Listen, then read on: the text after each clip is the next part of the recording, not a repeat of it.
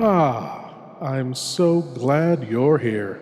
Allow me to introduce myself. I am Lord Blood-Rah.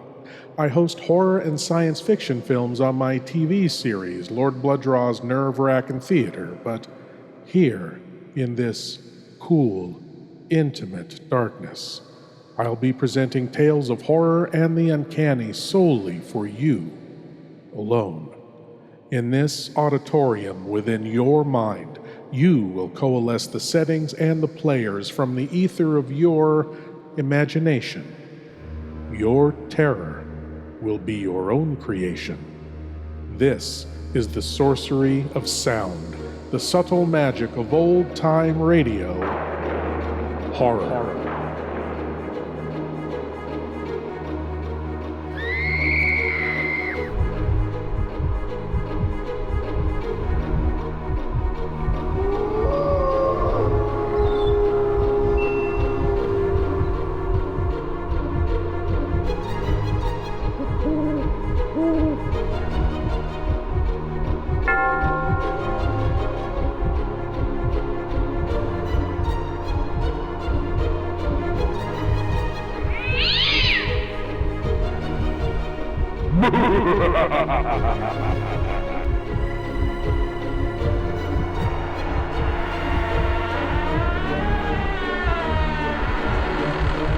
Please leave your eyes at the door. You will not need them.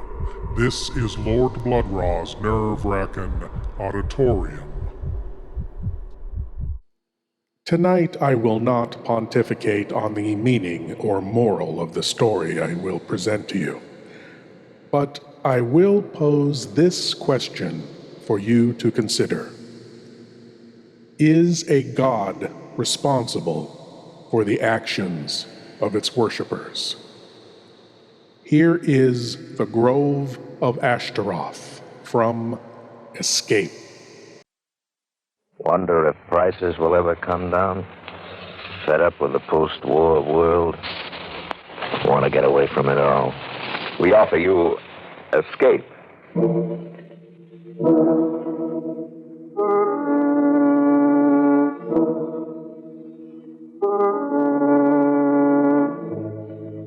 You are standing at the edge of an enchanted grove, lured by a soft, caressing voice inviting you to destruction. You have nearly sold your soul to an ancient goddess from whom you must escape.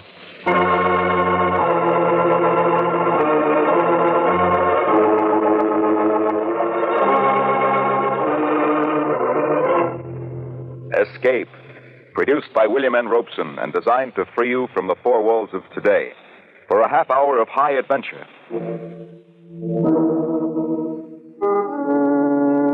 Today we escape to the African veldt and an enchanted shrine of great antiquity, as John Buchan told it in his weird story, The Grove of Ashtaroth.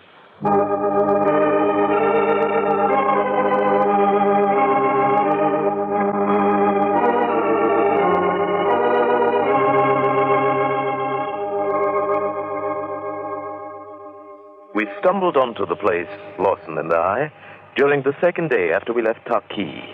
We'd travel on horseback some 40 miles or so through typical African veldt, lush and green, with plenty of game and good hunting. It was late afternoon when we topped a rise and saw before us a small plateau of such beauty that we both reined in and sat staring at it, not speaking for some moments. A tiny, sparkling stream wandered through the verdant meadow grasses, and at the edge of the plateau tumbled in a crystal waterfall down to the plain below. Graceful clumps of strange trees grew here and there, and bushes blazed in a riot of bloom. I'd seen nothing remotely like it in all the miles we'd come. It stood alone, proud and lovely, an alien island in a sea of tropic jungle. Great heavens, John, in your whole life, have you ever seen anything like it? If some artist had designed that plateau, placed every tree and bush by hand, it couldn't be any more perfect. It's almost weird, isn't it? Yes. It shouldn't be here. It doesn't belong. But there isn't a plant growing over there that's like any we've seen in the rest of the jungle. Probably a difference in minerals in the soil, something of that kind. It's more than that. They're not even the same varieties. It's true.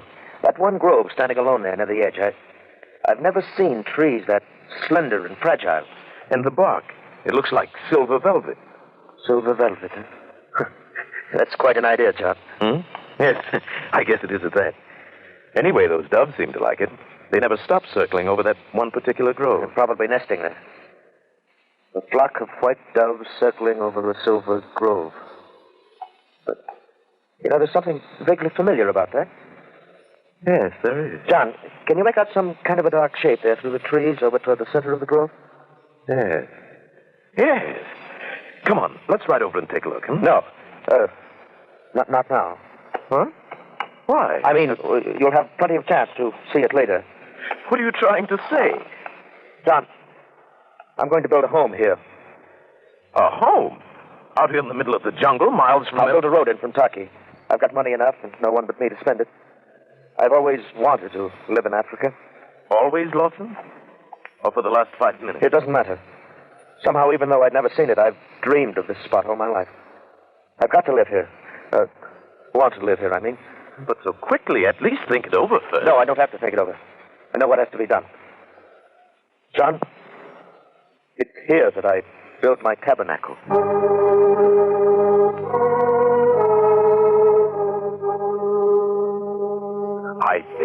I couldn't understand Lawson giving in to this sudden, foolish impulse. It wasn't like him. But there was nothing I could do. I left him at Torquay the next day and returned to the matter-of-fact world of business in London. And it was 3 years before I saw him again. 3 years before I returned to Africa to find that he'd built a manor house in the jungle and equipped it with all the conveniences of the English countryside, of which not the least was Travers, his butler. And may I be so bold as to say it, Mr. Buchan, it's very good to see you again, sir. You bring a breath of old London out of this heathen foreign country. Well, thank you, Travers. It's good to see you again. This is some different from the old granite front on Grosvenor Square, isn't it? Indeed it is, sir. A great many things are different. Yes. Mr. Lawson's turned this jungle clearing into a paradise on earth. If you'll pardon me, sir, I think paradise is not quite the word. Oh, well... Perhaps I'd better tell the master you've arrived, Mr. Buchan. He's been lying down. Oh, not ill, I hope. I'll tell him you're here, sir. Travers left the room and I waited alone, wondering at the strangeness of his manner. I had finally decided it must be induced by homesickness. I looked about me, as impressed by the austere magnificence of the library as I'd been by the grounds outside. There was an imposing mantelpiece of ebony at one end, and on it was placed an object elegantly fashioned of alabaster in the form of a half-moon. It was curiously carved with signs of the zodiac.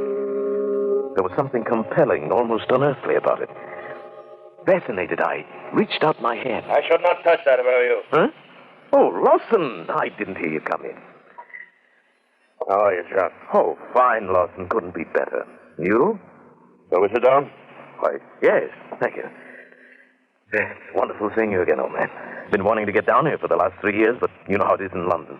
Time gets away from you, and the first thing you know... Yes, of course. Cigar? No, thank you. Not now. When I finally did get the chance, I couldn't even wait for an answer from you. I sent the wire and then followed it right on down. Yes, it surprised me a bit. Haven't had a visitor here for the last 2 years. Oh? Well, then that explains why Travers talked the way he did. I thought it must be... What do you mean Travers talked the way he did? What did he say? Lawson, what's wrong with you? He didn't say anything. Well, he'd been enough. I'm afraid I... Look at it. I'm sorry, John. I haven't felt very well the last few days. Well, that explains it. I say, at least you seem to be eating all right. You're actually getting a bit plump. Actually, I'm fat. Gross, flabby, and obscenely fat. Isn't that what you really mean? Well, no. I was only joking. Never mind. What do you think of the place, John? The place? Why, it's amazing. It's beautiful. No one could ever believe it without seeing it. I doubt if there's another place like it anywhere in the world. You're right about that. There isn't another place like it anywhere in the world. Oh, that reminds me. I noticed you left the grove as it was without bothering it. Tell me, did you ever find out what it was we saw that afternoon? Yes. Yes, John, I found what it was. Well, John, I have an overseer here, name of McJobson, quite a competent man. I want you to leave with him in the morning, take a 3 or 4 day hunting trip. He knows the country. He'll find you plenty of game. Oh, but I came here to see you. I'm fighting a bout of fever. Happens every so often. I'll be all right by the time you get back. Oh, now, wait a minute. If you're sick, I'm certainly not going to run. You'll do what I tell you. Lawson.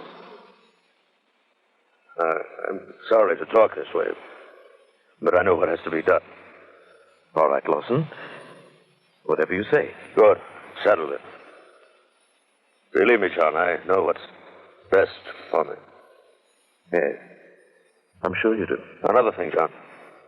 That carving that sits on the mantel, I must ask you not to touch it. It's quite old and rare. I should not like anything to happen to it.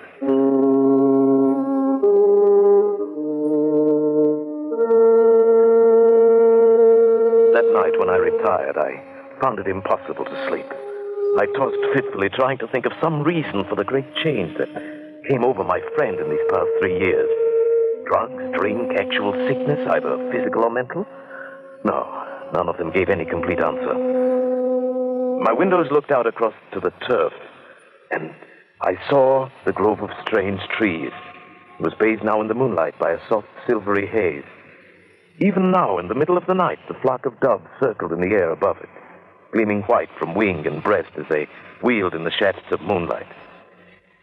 I dozed off finally, to wake up suddenly in that brief hour before the first light of dawn.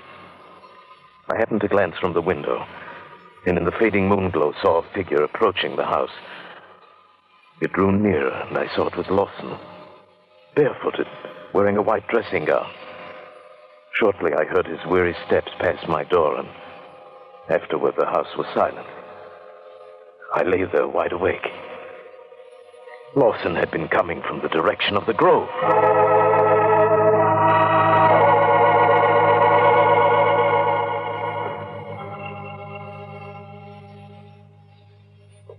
Good morning, Mr. Bucket.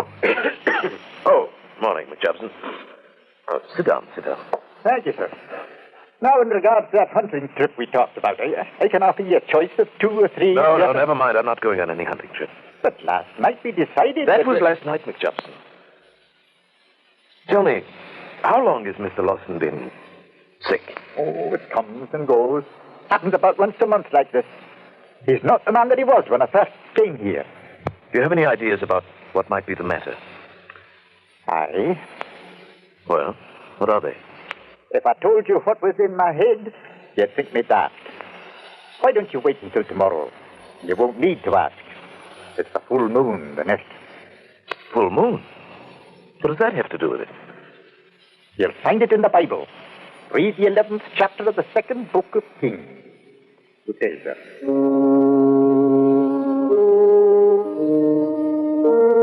I found the Bible in the library and thumbed it open to the passage he'd mentioned. I read through it once without understanding. And then one sentence seemed to leap out from the page. For Solomon went after Ashtaroth, the goddess of the Sidonians. Ashtaroth. Ashtaroth, of course, Ashtaroth. Goddess of the ancient East, whose strange rituals held a dark fascination for the children of Israel, over and over luring them away from their fierce prophets to worship at her shrines. The white doves of Ashtaroth circling the shrine of her silver grove. Why, then the grove at the end of the turf must hide a lost shrine dedicated to her worship. But what of Lawson? Did his blood carry one fraction from old Israel with the same ancient weakness to hear and answer the call of the goddess? Did he become an acolyte of Ashtaroth? What weird rites did he perform in the grove at night? And then I remembered tonight. The worship of Ashtaroth had always reached its climax on the night of the full moon.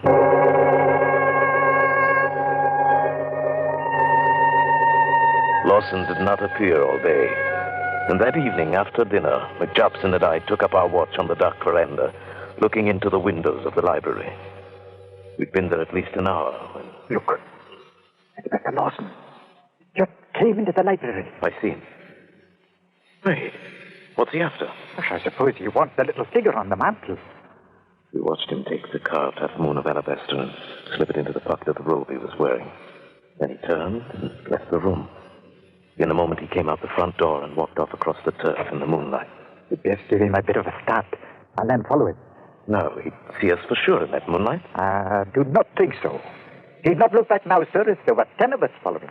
But, Jobson, what is it all about? You've read the book? Yes. Yes, it's the ancient goddess Ashtaroth. But what is the ceremony? What does he do? And what is it that made him the way he is? The ceremony you'll be seeing, Mr. Buchan. As to what has made him like he is, he does an evil thing. And all the while he knows it to be evil. He cannot help himself, and he knows that too. Yes. I think I see what you mean. We'd best be going now. He's gone into the grove.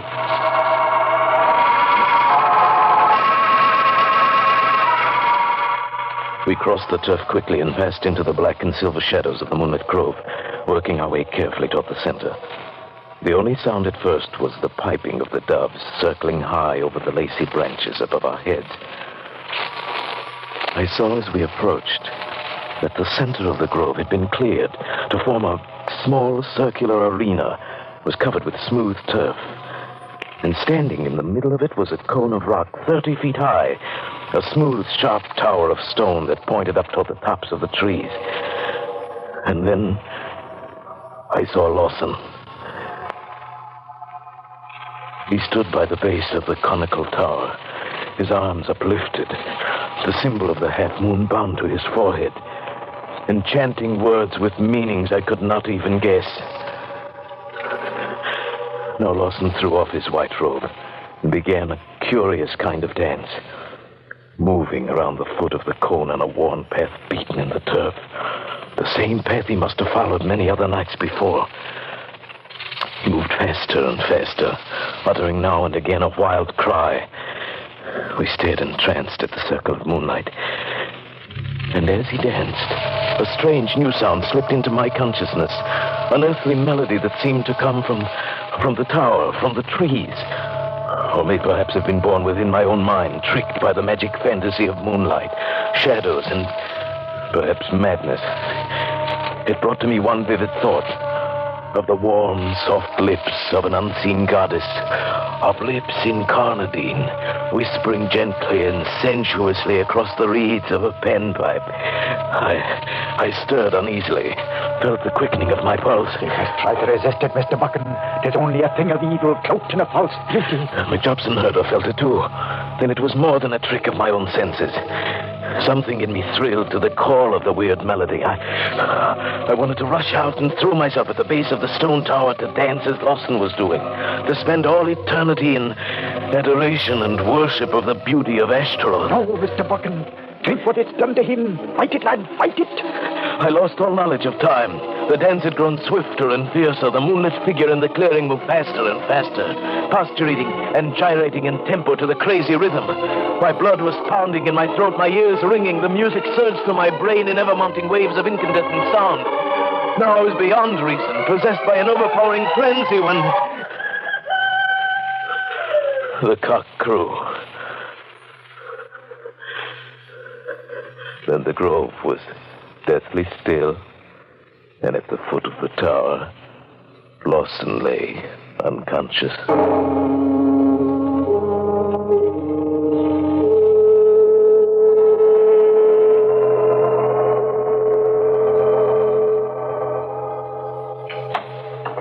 How is he, Mr. Buchan?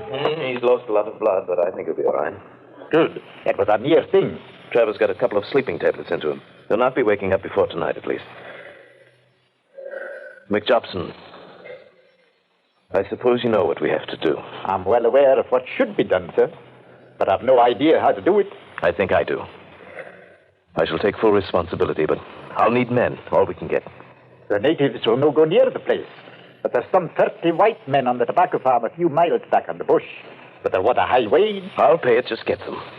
Would you mind telling me what you're proposing to do, sir? Yes. Something that may sound as mad as Lawson himself. I'm going to deal with that grove the same way King Josiah did. Hey, it comes back to me vaguely. Yeah. Here it is. And the high places that were before Jerusalem which Solomon, the king of Israel, had builded for Ashtaroth, the abomination of the Sidonians, did the king defile. And he brake in pieces the images and cut down the groves. Both the altar and the high place he brake down, and burned the high place, and stamped it small to powder, and burned the grove. Aye, 'tis the word of God. We'll need dynamite, but I have plenty of it down at the workshop. I'll go after the men first. We should be ready to start by 9 o'clock this morning.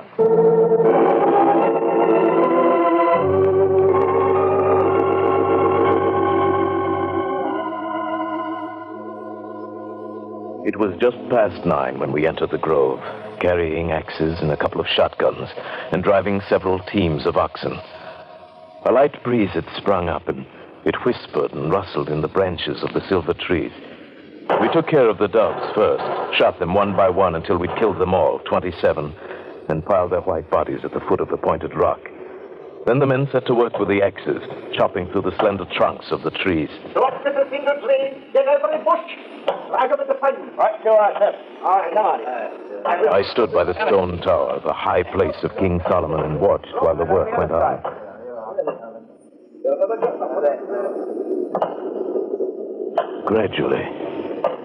Gradually born, perhaps in the sighing wind, a strange fancy crept into my mind. Oh, no. Please don't. Please, no. I fancied I could hear a voice coming from the tower, from the trees. This voice was soft, warm, and pleading. Listen with your heart. Can the spirit within you not hear and feel? The heart of all sorrow was in that voice, and the soul of all loveliness. Distant, tenuous, with all the bodiless grace of a goddess older than time and desire. Please listen. Can you not know that I am beautiful, and once gone, am gone forever? I could not believe that I was imagining this soft and lovely voice. I felt a sudden and overpowering adoration for this exquisite creature who whispered in the breath of the wind. I wanted to call out to the men, order them to stop desecration of her home and sanctuary. Then I thought of Lawson, of what he'd become, and I fought back the impulse. How can you judge who knows so little? One who is part of the whole divinity of nature. No, I won't. I can't listen to you. Look at me but once with the eyes of your heart, and you'll belong to me forever. No. Please, no. You have killed my doves, covered their white breasts with blood. Are you not yet satisfied? It's got to be done. It's got to be done. No, please. You could stop now and leave the high place. New trees would grow, and other doves would come and nest in them. But I can't. What are you saying, Mr. Buchan? I couldn't quite hear you. Oh, nothing. Nothing at all. Well, I'm ready to put the dynamite around the tower here, if you'll move back a little way. McJobson, perhaps we could leave the tower. Maybe it's enough to clear the grove. 'Tis not enough. The book says, and their children remember the altars and the groves by the green trees upon the high hills. No. That's no good, Mr. Buchan. He who heeded the voices of the wind, every last stone must be destroyed. The heart and spirit within you. No. He is a stern man, and a cruel man, and his words are vile with hate. No.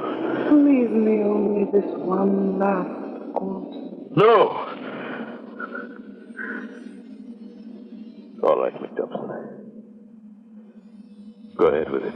Place the boxes of dynamite close together, lads. Easy now. No, even now it's not too late. I walked away slowly. The piles of tree trunks were burning now. The smoke swirled in the wind. I would leave this place tonight. Yes, I would leave this place forever. Then write a note for Lawson, telling him of what I'd done. And I was very tired. Listen. Oh, please, listen. While there's yet time. The thing once done can never be undone. And once gone, I can never return.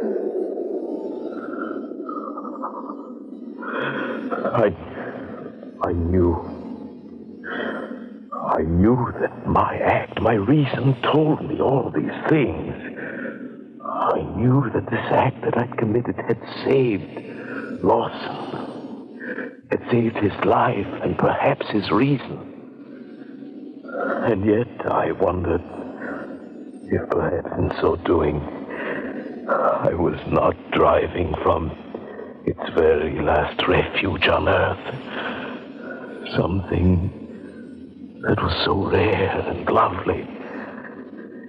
If perhaps I was not destroying a very beautiful thing.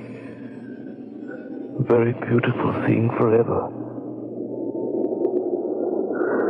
Stop now. Please, oh, please. All right, let her go. No. Oh, no.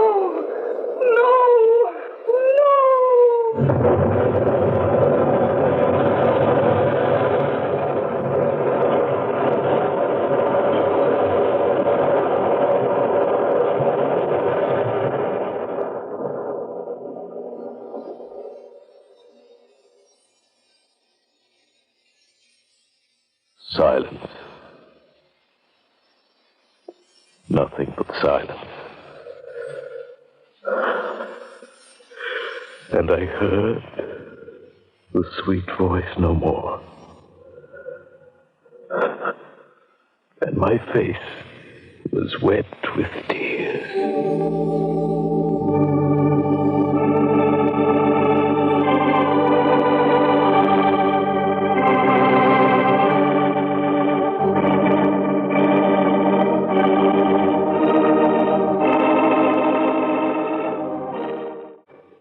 Escape. Produced by William N. Robeson, directed by Norman MacDonald, today brought you The Grove of Ashtaroth by John Buchan. Adapted for radio by Les Crutchfield, with Paul Frees as Buchan, Bill Conrad as Lawson, Kay Brinker as Ashtaroth, Raymond Lawrence as McJobson, and Eric Snowden as Travers. Music was conceived by Cy Fewer, with Eddie Dunstetter at the console. Escape.